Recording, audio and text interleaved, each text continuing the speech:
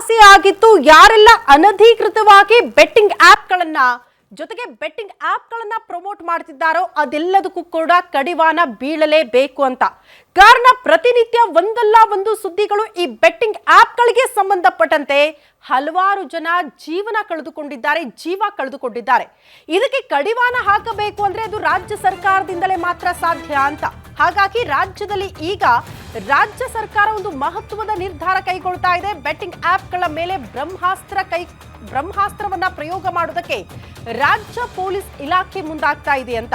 ಪರಮೇಶ್ವರ್ ನೇತೃತ್ವದಲ್ಲಿ ನಡೆದ ಸಭೆಯಲ್ಲಿ ಮಹತ್ವದ ನಿರ್ಧಾರ ಕೈಗೊಳ್ಳಲಾಗಿದೆ. ಮುಂಬರುವ ಅಧಿವೇಶನದಲ್ಲಿ ಸರ್ಕಾರದಿಂದ ಆಪ್ಗಳ ಮೇಲೆ ಒಂದಷ್ಟು ಕಡಿವಾಣ ಹಾಕುವ ಸಾಧ್ಯತೆ. ಇದು ಗ್ಯಾರಂಟಿ ನ್ಯೂಸ್ನ ಅತಿ ದೊಡ್ಡ ಎಕ್ಸ್ಕ್ಲೂಸಿವ್ ಸ್ಟೋರಿ.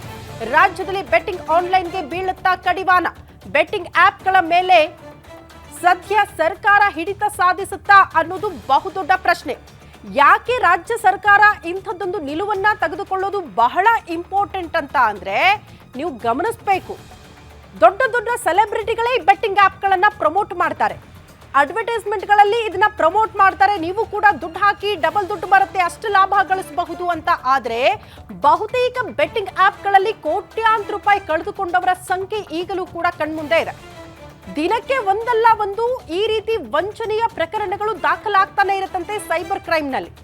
ಇವ್ರನ್ನ ಫೈಂಡ್ ಔಟ್ ಮಾಡಕ್ಕಾಗುತ್ತಾ, ಕ್ರಮ ಕೈಗೊಳ್ಳಕ್ಕಾಗುತ್ತಾ ಅಂದ್ರೆ ಸಾಧ್ಯ ಇಲ್ಲ ಅನ್ನತ್ತೆ ಉನ್ನತ ಮೂಲಗಳು. ಹಾಗಾಗಿ ಜನರನ್ನ, ಯುವ ಸಮೂಹದಿಂದ ಇದರಿಂದ ರಕ್ಷಣೆ ಮಾಡೋದು ಹೇಗೆ ಅಂದ್ರೆ ಅದು ಒನ್ಸ್ ಅಗೇನ್ ರಾಜ್ಯ ಸರ್ಕಾರ ಕ್ರಮ ಕೈಗೊಂಡ್ರೂ ಕೂಡ ಎಲ್ಲವೂ ಮುಗಿದು ಹೋಗುತ್ತಾ?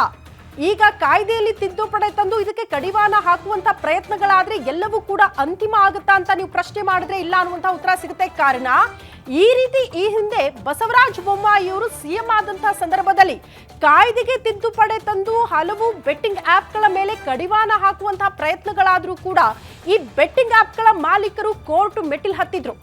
ನಾವು ಎಲ್ಲ ನಿಯಮಾನುಸಾರವಾಗಿ ಬೆಟ್ಟಿಂಗ್ ಆಪ್ಗಳನ್ನ ನಡೆಸ್ತಾ ಇದ್ದೀವಿ, ಆದ್ರೂ ಕೂಡ ಬ್ಯಾನ್ ಮಾಡಲಾಗ್ತಾ ಇದೆ. ರಾಜ್ಯ ಸರ್ಕಾರದ ಈ ನಿಲುವು ಸರಿಯಲ್ಲ ಅಂತ ಹಲವು ಬೆಟ್ಟಿಂಗ್ ಆಪ್ಗಳ ಮಾಲೀಕರೇ ಕೋರ್ಟ್ ಮೆಟ್ಟಿಲು ಹತ್ತಿದ್ರು. ಹಾಗಾಗಿ ಆಗಷ್ಟೇ ಬಂದಿತ್ತು.